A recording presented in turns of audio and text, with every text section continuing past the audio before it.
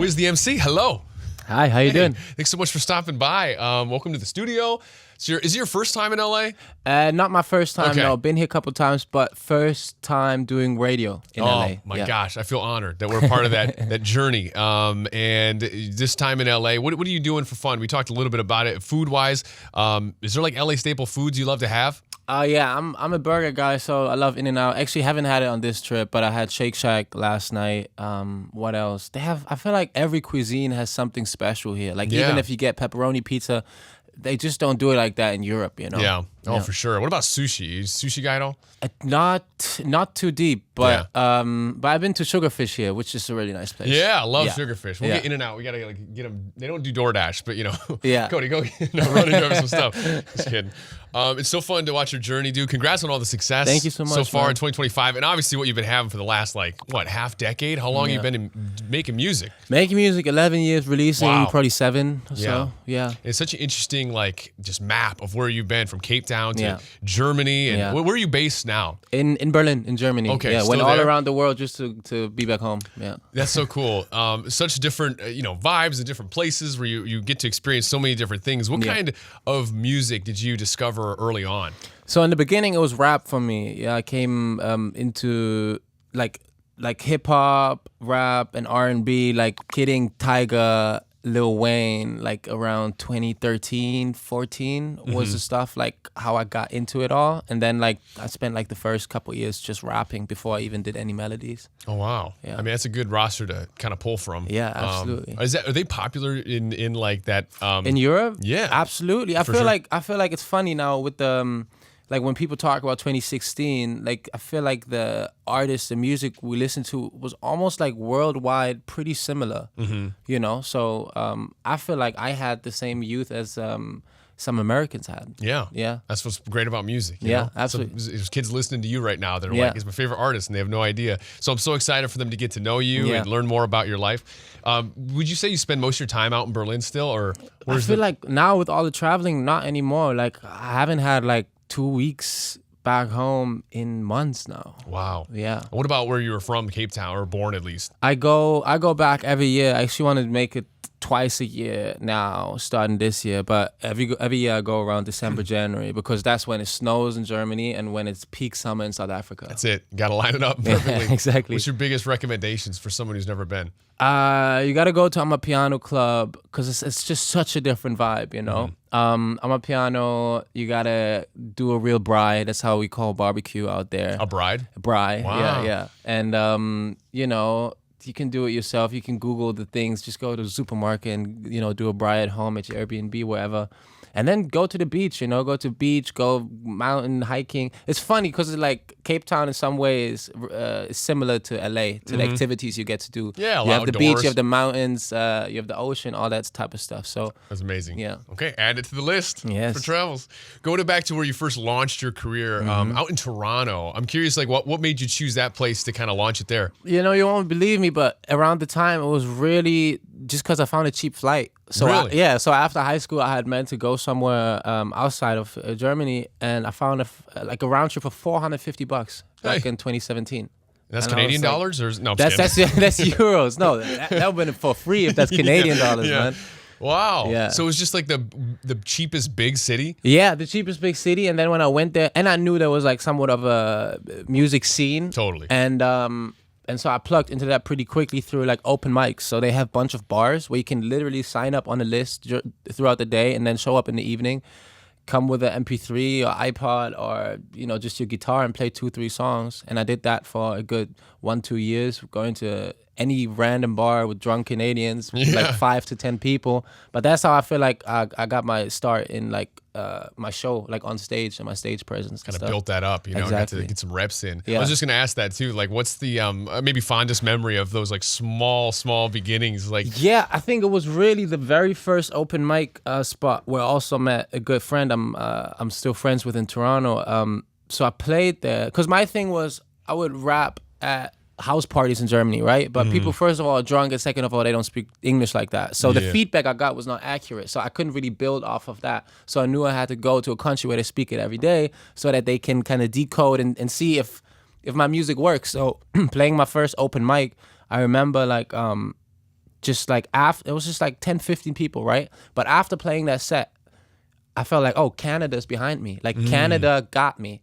Like just the fact that I could play alongside 5 other local people there. Yeah. And no one said anything, oh, your accent, why are you doing it like this? Why are you doing it like that? I felt like I fit in. And that was all I needed in the beginning. Just like, all right, let me do this. Wow, it's so cool that you could like, not fit in, but also just like be something that they enjoyed. Exactly, because like that was my main doubt. I was like, well, my accent is too strong or this or that, but like no one said anything. And since then, also my accent vanished. It took a couple of years. Yeah, but, I thought you were from LA. Yeah.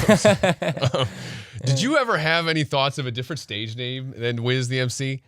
No, like a lot of things in my life kind of just fell into place. Like when I was like 13, I made it up as a username. Yeah. So I just stuck with it. And it's funny. I thought about it, like when I came across Kendrick Lamar early in my career, because like he went from K Dot to Kendrick Lamar, But also I feel like the stuff he's doing is I don't know, man. It's very deep in a way where you almost need your real name standing behind it. Yeah. Otherwise, you don't believe it as much. So I feel like it's fitting for him, but I don't know. I might name a project my real name because I also really like my real name. Yeah. Yeah, no, it's so funny because like it would be tough to be like, it's such deep, like vulnerable raps. It's like I go by The Game or something. Like, yeah, but exactly. That's so fun. It's a screen name. Mine was Kitty 247, so I could never be a Nice. rapper. It would I would have been tanked from the first rap battle. It would have been terrible. So what does your family think of all the success you're having right now? It's they very supportive. They I always say that like I mainly grew up with my mom in Germany and my brother, and there was never anything she stopped me from doing. Like it was first photography, then filmmaking, and then music, and it was just like I could do whatever I wanted if I got myself the equipment, right? Like the first camera is like, well, you got to make that money, and so as long as I brought the equipment home myself, I could do whatever I wanted to do. So I think that has helped me a lot, and it's just like a amazing support system that I feel like still is supporting me mentally, because I feel like I never had to push against anything. It was always what I wanted to do. I was able to do it. My mom was like, go get it. Sure, there was a point where she was like, you sure you don't want to study, have a backup plan? But I had to Try it. Yeah, I had to tell her no. It's working out, Mom. No plan B. It's working out great. Yeah. I love that, having to buy your own equipment. It really does show you that you love it and you really want to pursue it. And going back to being like self-taught basically, right? Producing all your own stuff. What would you tell yourself, like knowing what you know now, would you have done anything differently? No. No. I would, no, not at all. It worked out. Because I like where I'm at, and I think if I changed something, this wouldn't be like this, Absolutely. I think of even things like everything happens for a reason, obviously, and your path is unique to yourself. But like, I think back to where like, man, it would have been easier if I would have known that going in. I think I would have. The only thing I would have told myself maybe is, but I don't even if it works like that. But I would tell myself to stress less. Yeah. To stress that let time take care of most of it. Just don't stress. It works itself out. Exactly. What about someone who's trying to do it now? Because obviously everything changes, like, I don't know, so fast now. Like the methods are different. What about someone that wanted to try to do what you did, like in their bedroom or whatever? What would you recommend them? I think, to be honest, make it, don't show it to anyone for the first year or two. Because that's one way of finding out if you like it. Because if you're not showing and you don't get any validation for it, it's really like your baby. And I find like if you get through the first year of not showing anyone, then once you really start liking your stuff, because really no art is good in the first 3 or 4 years, unless you're, it definitely exists, right? But that's not where I come from. And so I think keep it a secret, keep it to yourself. And then when you feel like it's ready to present it, but also know that it's your thing and no one's going to believe in it. I think that's why the first year is crucial, to get your self-belief up to the point where, because you're going to get rejected 1,000 times before anyone says, yo, I have your stuff, my playlist is the dopest stuff ever, And so I think like mentally, I feel for this generation, because I also have friends who just started making music a couple months ago and they're already posting TikToks, which is normal in this day and age. But at the same time, the exposure of when you started to when people get to say something about your art is so short. Like I grew up on 10,000 hours, like getting your 10 years of reps in, because that's when you get good. And I feel like I'm slowly starting to reap benefits of the 10 years I've put in. And I'm a big believer in that. So I think anyone should really give themselves like a good 5 to 10 years before anything good happens. And I think nowadays with everything moving so fast, you think you got to be you know, you got to be rich by 17 or got to have a hit by this and that. But it's like unrealistic. Like after 10 years, you might get good. Yeah. You might. I mean, that's such a big thing too, where people feel like they're like in their 20s and they think they're running out of time. And it's like, when did Jay-Z start? He was like 30 something. Yeah. Like really broke through. And you're so right with just the culture of how you never had that instant feedback on everything. And you don't have the grace to like try new things. Absolutely. And just like fail. Obviously, that's such a big part of it. So that's great advice for the next generation. Thanks for sharing that. So Show Me Love has been on all our playlists. We're playing on the radio. It's so fun. Appreciate the support. Yeah, man. Congrats on that. What was the moment like getting to collab with Tyler on it? That was insane, you know. I got the call from my manager and he was like, Tyler wants a FaceTime in 20 minutes. I was like, all right. Let me close everything out. You know? Every app. All right, I'm free, you know? Oh, and man. no, it was so cool. She was so sweet. She showed me what she had worked on at that point. And then like, you know, her final verse was incredible. Yeah. Like from the musicality to her background being from South Africa like me, I just felt like such a full circle moment, you know, and it was such an honor to have her on my song, you know. Oh man, it's so cool. I mean, I'm sure it's different for every case like that, but is it normal for artists to like work on something in their own time? Like she found the song, liked it enough to do a version of it. Yeah. Does that happen? I mean, have you done that? What exactly? Like taking a song that you're a fan of and maybe try to do a remix of it, or have artists reach out and be like, I just want to be a part of this? Yeah, I mean, I'm like, look, I'm new to FaceTime with people like Tyler, so I don't know how this world works, you know. It was like there was a point where you know, me and the producers who did the song were thinking about a remix as the song was growing, but even then, even if you think you dream big, none of us was dreaming like, oh yeah, obviously Tyler's gonna hop on it, you know. So it's like, it is crazy to think that someone like Tyler would listen to the song and be like, yeah, I'll hop onto this. That's just like, I can't control that, you know. Right. And so it was just cool. And meeting her at Coachella, playing the song live. Oh yeah. It was it was a crazy moment, you know. Yeah. What do you think the criteria will be moving forward for like someone who you want to collab with? Criteria, I don't know. Like for me, I'm very easy as long as like it aligns from personality, sound, what they stand for, and it's like same way with criteria with friends. It just got to be a certain frequency that I feel good around, and then it's like I'm not too picky in that sense, but you know, it's just got to feel good and be right, you know? Yeah, for sure. You've gotten to tour with so many fun people like Lola Young, Upsall, Dave East. Yeah. Dave East is crazy, yeah. No, I must tell you, like, so I was with Dave East in Munich, and that was I was scared before the show. Really? You know why? Because, like, I think it was my second or third show with him, and Munich is already, if you're not familiar with Germany, it's already a very different part of Germany. It's like the south of Germany. It feels like a different country, right? Okay. And so you have all these like gangster rap fans, right? Everyone's like crossed arms and stuff. And I sing, even back then, I sang about love, you know, love, relationships. And I'm like in the green room, and I was like, how the hell am I going to turn them around, right? Yeah. And I just played the show, and like bit by bit, like first song, one person like nodded their head, then like second, and like throughout, like halfway through the set, half the room was moving. But they were the toughest crowd ever, because you got to mix the coldness of Southern Germany people plus gangster rap fans. Yeah. And so you just get the most hardcore, cold people, you know? And that was very interesting. But, you know, that's how you get your reps in. And now I couldn't be scared of any crowd. Wow. Yeah. You just show up at anywhere, anything. I played a college show with Waka Flocka Flame and Kid Ink and me. Yeah. That was the lineup. I was like, all right, let's do it. I would buy a ticket to that. It's a great lineup. Yeah. But yeah, you don't know how those crowds are going to react, right? Yeah. But doesn't matter. That's awesome. What a good story, though. Do you learn anything from those different artists that are like so different from you?